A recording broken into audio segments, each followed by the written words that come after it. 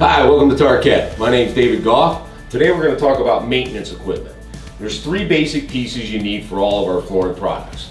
This here is a swing machine or a single disc or a side-by-side. We recommend 175 to 350 RPMs. This happens to be a dual speed, it's a 175 and 280.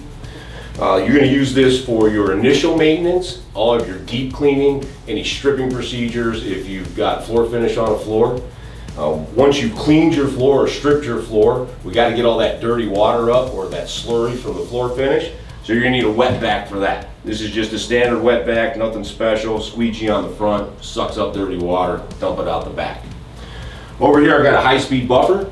This one's 1500 RPMs. We recommend these for any restoration of floor finish or dry buffing of our IQ products.